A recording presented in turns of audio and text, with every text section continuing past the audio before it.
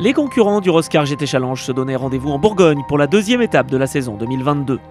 Attirés par un format qui offre beaucoup de temps de roulage aux concurrents, séance d'essais libres, qualification puis de courses d'1 heure, les fidèles pilotes du Roscar GT Challenge sont heureux de se retrouver quelques jours seulement après la manche d'ouverture qui s'est disputée à Magny-Cours. Sur une piste resurfacée, notamment dans le S des Sablières, le spectacle devrait être de la partie, d'autant plus que les essais libres se sont déroulés dans des conditions assez compliquées, avec de la pluie et même un peu de neige, de quoi tester voiture, pilote et pneumatique. J'avais envie de retrouver un peu le Roscar pour la Formule Endurance. C'est pour ça qu'on s'est engagé sur cette manche de Roscar et sûrement quelques-unes à venir. Alors je roule seul cette année, oui. J'ai un deuxième pilote qui devrait arriver, justement, c'est pour ça qu'on se met un peu dans l'endurance. Mais pour l'instant, je roule seul. Moi, ça me fait pas de mal, de toute façon, pour retrouver aussi une bonne condition physique. Parce que quand on est habitué au sprint, c'est vrai que c'est des courses de 20 minutes très agressives. Et là, on est plus sur une gestion. Et puis de retrouver un peu ces sensations, pour moi, c'est important. Nouvelle auto, on passe en R1, du coup, et donc belle évolution. On était en tête donc dans la course 1 et puis on a abandonné suite à un problème mécanique qui nous a fait perdre énormément de temps et ça a joué forcément sur la deuxième course. Donc la deuxième course c'était plutôt pas mal, on a pris une petite pénalité mais on a fini quand même troisième, c'était assez serré avec la tête. C'est vrai que c'est dommage, j'aurais préféré finir premier à la première parce que ça aurait bien lancé le championnat, voilà, faire un petit peu le buzz à la première course. Bon, hier malheureusement on a fait une petite frayeur, voilà, donc on évolue un petit peu dans les temps et du coup on prend un peu plus de risques et j'ai fait une petite faute avec une coulée d'eau au dernier virage là avant la ligne droite. Dijon, c'est un circuit que j'apprécie particulièrement. Il faut être très précis parce que c'est très rapide dans les courbes. Avec une condition changeante comme ça, on a de 1 la piste qui est très froide. De plus, la pluie, un peu de neige ce matin. On a toutes les sablières qui ont été refaites. C'est vrai que c'est surprenant parce que c'est une piste, c'est un asphalte qui a beaucoup de grippe en étant mouillé. On a quasiment un grip qui est quasiment optimum, quasiment comme du slick avec du pluie. Et après on a l'autre partie, sur l'ancienne partie qui est beaucoup plus glissante. Donc c'est très délicat le passage d'un asphalte à l'autre. Afin d'aider les pilotes à dompter cette piste de Dijon, avant la séance de qualification, les équipes de Philippe Naniche et Christian Rossi, accompagnés du directeur de course Pascal Mangiapan, dispensent leur traditionnel briefing aux concurrents. Une séance de qualification à laquelle tous les pilotes engagés ce week-end vont participer, une nouveauté cette saison qui permet à chacun d'effectuer un départ depuis la position déterminée par son temps au tour. Pour la première course, la pole position au scratch et en R0 revient à Marc Vechter sur sa Renault RS01 numéro 15. Deuxième place sur la grille et pole en R1 pour Michel Mithieu sur la Porsche numéro 35 de l'équipe 911 Impact, tandis que Georges Canas partira quatrième et meilleur en R2. Enfin en R3, superbe performance et pole position pour la seule GT4 du plateau, la Porsche Cayman numéro 56, pilotée par Sébastien Dezoal.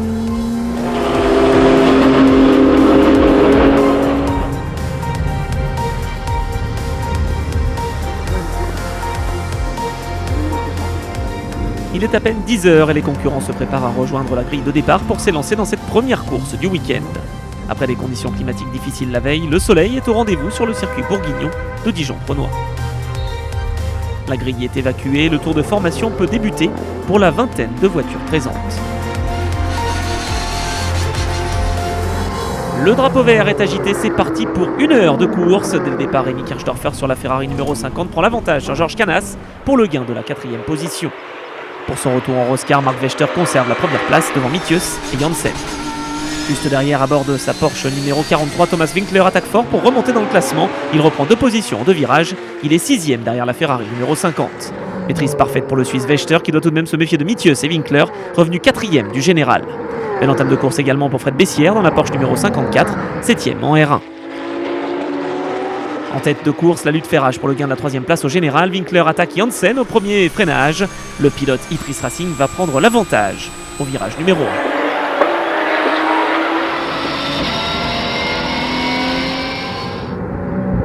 Le top 5 est composé de Vechter, Mithieu, Winkler, Janssen et Pompidou sur la Porsche numéro 11 qu'il partage ce week-end avec Jean-Pierre Ancelin. Départ difficile pour la solution F de Philippe Lacroix qui tente tout ce qu'il peut pour résister à la Porsche de Thomas Pfister. Sur ce circuit vallonné de Dijon-Prenois, les pilotes prennent du plaisir et c'est le cas notamment de Franck et Lucas Robet, 2e de la catégorie R0 sur leur BMW M4. 6e, la Ferrari de Rémi Kirchdorfer est à l'affût et attaque la Porsche numéro 11 de Xavier Pompidou dans la ligne droite. Une position de gagné pour le pilote Tinsault. Belle performance de la Cayman GT4 numéro 56 de Sébastien Desoal, leader en R3. Si le leader au scratch Vechter domine, derrière lui la bataille pour la deuxième place est intense entre les Porsche de Mithius, Winkler et Janssen.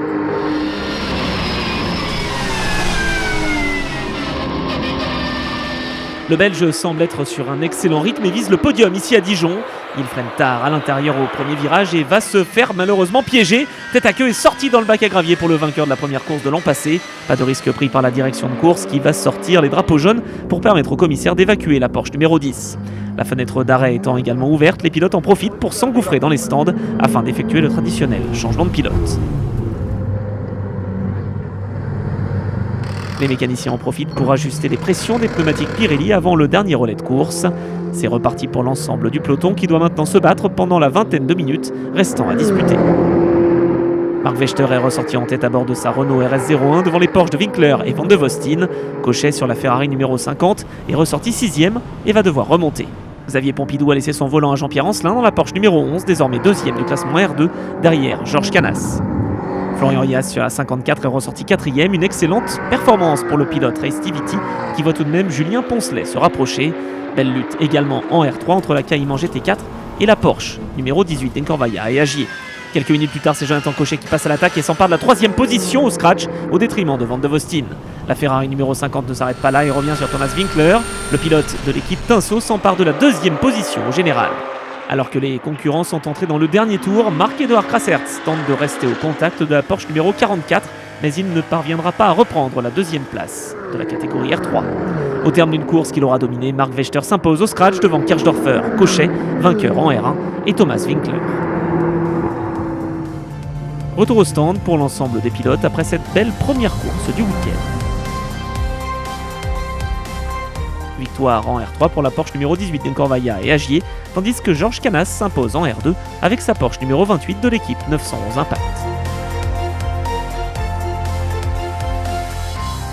Ça fait longtemps que je suis au Roscar, c'est la 4e saison que je fais au Roscar et ça me va bien. Même véhicule que l'année dernière, toujours la même chose, la même équipe, l'équipe au top, 911 Impact. Des gens extraordinaires avec qui on s'entend super bien. Le principal, c'est de prendre du plaisir. Et surtout de pas casser la voiture. C'est le principal pour moi, en tout cas. Je suis bien ici, les gens sont sympas. Voilà, on passe des bons moments à rouler et puis à rigoler. L'ambiance est bonne ici à Dijon où le soleil est de la partie. Après s'être bien restauré, les pilotes vont pouvoir reprendre le volant pour la seconde course du week-end dans le cadre de la 2e épreuve Roscar de la saison. Auteur du meilleur tour de sa séance qualificative, Marc Vechter part en pole sur la Renault RS01 numéro 15 devant les Porsche de Julien Poncelet qui fête son anniversaire en ce 9 avril, Jos Janssen et Thomas Winkler.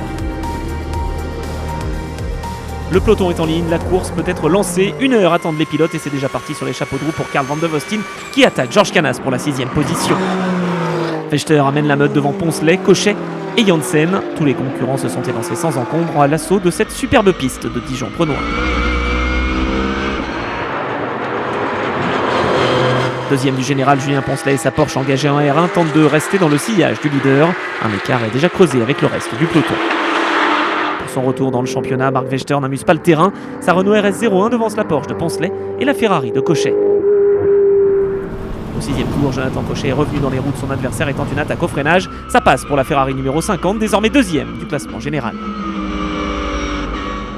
Vainqueurs à Manicourt, les leaders du championnat veulent marquer des points importants en Bourgogne. Derrière eux, la lutte pour la 4e place est également intense puisque Jos Janssen doit résister à Karl Van de Vostin et Lucas Robé. Le Français va finalement prendre l'avantage à l'extérieur sur le Belge. Son équipier Marc-Edouard Crassertz est en 2e position du classement R3 et voit déjà les leaders revenir sur lui.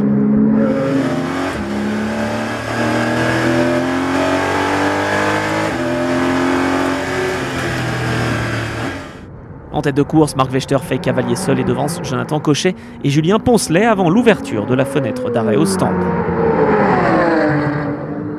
Un balai d'arrêt qui est ouvert par l'équipe 911 Impact où Sébastien Desoal va prendre le relais de son équipier à bord de la Porsche Cayman GT4. Les autres concurrents suivent et entrent à leur tour, un moment décisif dans cette épreuve d'1 heure où le classement peut largement évoluer. Ça repart pour Marc Vechter, le leader, tandis que Rémi Kirchdorfer prend le relais de Jonathan Cochet dans la Ferrari numéro 50. La belle italienne reprend la piste en 3e position, juste devant la Porsche numéro 35 de Michel Mithius. Belle attaque de la part de l'un des pilotes les plus fidèles du Roscar GT Challenge, qui s'empare de la 3e position du général à moins de 15 tours de l'arrivée.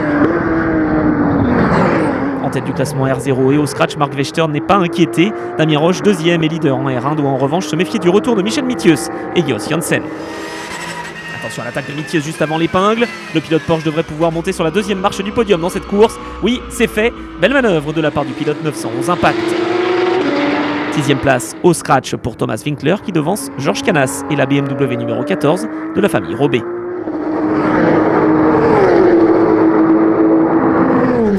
À quelques minutes du drapeau à damier, Rémi Kirchdorfer va revenir Jos Janssen à sa hauteur. Le pilote Ferrari doit s'incliner face au Belge qui s'empare de la 4e place dans cette seconde course du week-end.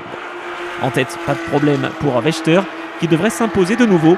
Mais pour le gain de la 2e place au scratch, rien n'est fait puisque Damien Roche s'est incliné face à Michel Mithius. Le pilote 2B Autosport va devoir affronter Jos Janssen revenu dans ses roues. Le Belge va même s'emparer de la 3e place dans l'avant-dernier tour de course au détriment de Roche. Plus que quelques virages à parcourir pour le concurrent, dont la Porsche numéro 18 d'Agien Corvaya, leader en R3. Nouvelle victoire au scratch et en R0 pour Marc Vechter qui signe son retour en Roscar par une performance exemplaire. Le podium est complété par Van de Vostin, Mithius et Janssen.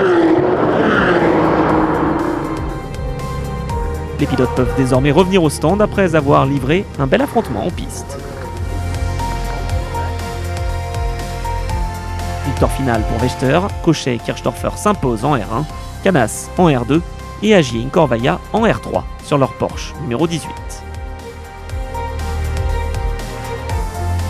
Perfection, la voiture aucun souci, en plus avec mon ami Jean-Marie. On se connaît depuis 15 ans et ça fait 15 ans qu'il me dit on n'a jamais fait de course ensemble.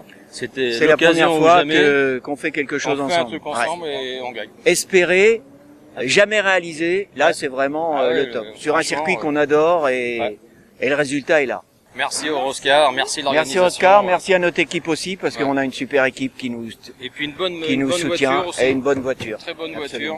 Ça faisait longtemps que j'étais pas revenu ici en fait, mais bon, les 2 jours de plus c'était vraiment cool parce ça nous a permis de faire du coaching sur la pluie. Surtout, c'est important pour la suite de la saison quoi. Les 2 premières journées ont été très formatrices et donc par après je me suis senti très à l'aise sur le sec. On savait pas si on allait faire le Vigan. Maintenant, on a regardé avec le calendrier, on va sûrement le faire. S'il y a de la pluie au Val de Vienne, ce sera pas une surprise. Maintenant, c'est un circuit technique où ça privilégie pas les courbes rapides. Donc, c'est vraiment beaucoup de courbes lentes, enfin des virages très serrés. Et je pense qu'avec la Ferrari, ça ira aussi. Ça sera aussi plaisant qu'ici.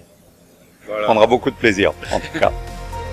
Un week-end de Dijon qui aura commencé sous la pluie et qui se termine sous un soleil radieux. Les concurrents peuvent être satisfaits du spectacle qu'ils ont offert en piste. Nul doute qu'il en sera de même lors de la prochaine manche prévue au calendrier sur le circuit du Val de Vienne les 13 et 14 mai 2022. En attendant, n'hésitez pas à visiter le site roscar.fr ou la page Facebook Roscar GT Challenge pour plus d'informations.